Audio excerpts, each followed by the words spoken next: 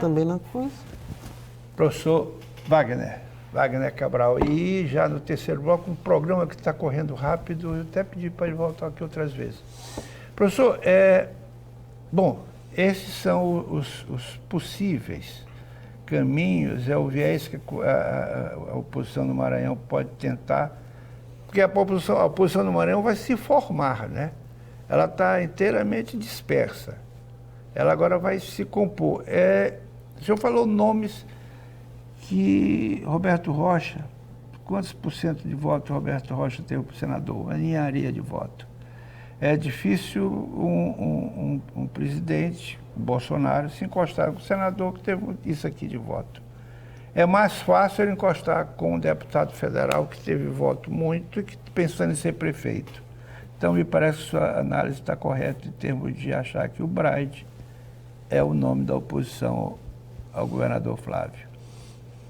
Me parece que, digamos assim, a lógica, né, digamos assim, de movimentação das peças no xadrez político, tanto estadual quanto nacional, aponta nesse sentido. É óbvio, por exemplo, que isso significa que, por exemplo, no caso da família Sarney, dos seus 3 deputados federais, aí que estão, né, colocados, que eles vão ficar na posição secundária, mas vão tentar, né, digamos, se agregar a esse projeto. Existe uma... Porque não tem valor político quando não tem valor eleitoral. Exatamente. Qual é a importância do candidato, de um ex-senador como Lobão, que não conseguiu 10% dos votos? Pois é. O caso do Roberto Rocha, ele ainda ele é senador da República, né? Sim, então, por 4 anos. Então, ele tem um voto ainda que, de acordo com um cenário muito restrito, como é o cenário de senados, né, em que para votar algumas questões o Bolsonaro vai precisar, né, ter, né, maioria qualificada, né, um voto faz bem diferença, né? De maneira que seja, esse tipo de agregação é possível, né, mas da forma como, né, usualmente essa oposição ao governo Flávio Dino se movimentou, essa oposição conservadora Flávio Dino se movimentou nos últimos anos, ela é bem problemática porque eles de fato não conseguiram afunilar, né? Ou seja, a ideia, por exemplo, de Roberto Rocha agregar, rigorosamente implodiu. Não existe. Ele não existe de forma alguma, para além da retórica de um ou outro blogueiro alinhado e dele pessoalmente, ou seja, não é incapaz de formular alguma outra coisa. O Grupo Sarney teve uma derrota acachapante, ou seja, liquidante. A derrota de Rosiana, com 30% dos votos, menos inclusive do que Lobinho, foi assim para eles e para muita gente uma coisa assim de alto valor. A derrota dos 2 senadores, ter eleito somente 3 deputados federais, 4 se você considerar também o Aloysio Mendes, né, 13 pelo MDB, mais o Aloysio Mendes, faz com que, seja, o peso político da família diminua. Diminuiu muito. Mas eles ainda continuam, digamos, com os elementos, como o poder da mídia, da televisão, mas num contexto... Eles têm uns votinhos cativos deles. Sim, né? Tem um capitalzinho ali de voto que eles não mexeram. Agora, vamos aqui cuidar de uma parte... a gente falou tanto do governo Flávio Dino. O senhor acha que o governo Flávio Dino, de fato, é um governo menos conservador, mais ligado para as bases do Estado, para o povo do Estado?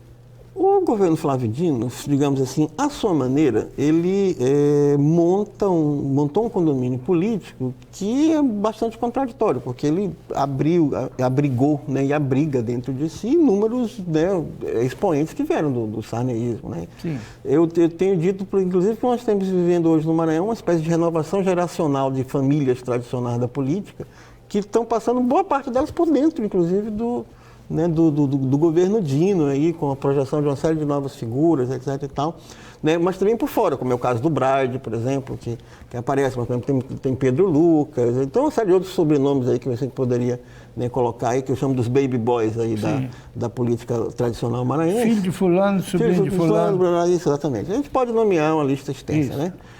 Então, se você tem um processo de renovação geracional aí desses baby boys da política tradicional, que está acontecendo. Então, nesse aspecto, né, você, Flávio Dino, não mexe, né?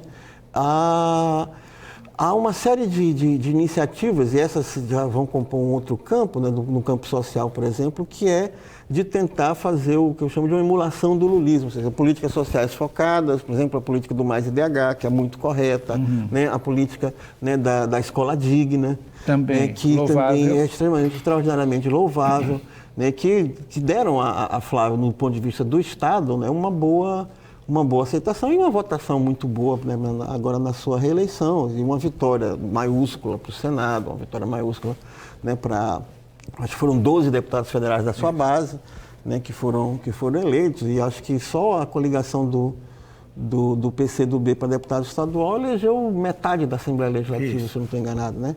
De forma que, para ele, né, para o grupo político... Os opositores frontais, ele derrubou todos. Derrubou todos, né? De forma que, para ele, foi uma vitória maiúscula. Agora, num contexto, né, em que ele vai precisar tratar de algumas coisas. Uma, a sucessão do curto prazo, né, na capital, Sim. em que há um problema sério, ou seja, Holandinha é uma gestão terrível, sob todo e qualquer aspecto, pessimamente avaliada. O pai dele ficou sei lá, em qual suplência agora, deve assumir, porque sempre se chama um deputado, etc, para ocupar um cargo aqui ou acolá. Mas com um nome fortíssimo, que é o de Braide, como coisa. Tem um problema, digamos, de médio prazo, que é o da própria sucessão dentro do grupo Flávio Dino, que é um candidato à sucessão dele, né? E, ao mesmo tempo, me parece, como o governador se coloca, e tem se colocado desde sempre, como uma pessoa que quer participar do cenário nacional, se tornar um player nacional, um jogador nacional, ou seja, ele tem investido, né, desde o início do seu primeiro mandato, né, nessa questão de participar ativamente, né, do cenário político nacional, na defesa da Dilma, por exemplo, naquele episódio rocambolesco com Valdir Maranhão para anulação da anulação, né?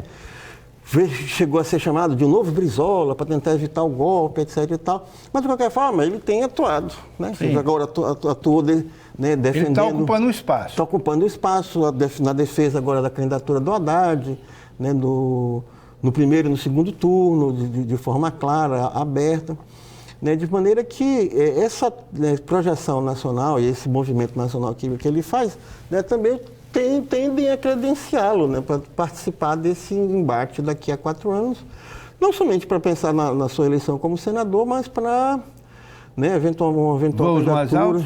Voos mais altos, como ele próprio sonha e sonha publicamente, né, como eventual candidatura a presidente e tudo mais. Ele tem uma aproximação boa com o Ciro, né, conversa boa. Mas aqui, internamente, precisa, né, se colocar nessas questões, digamos, da reprodução do seu grupo político. E essa eleição começa ano que vem, começa em janeiro. Ela começa a ser trabalhada em janeiro de 19. Exatamente.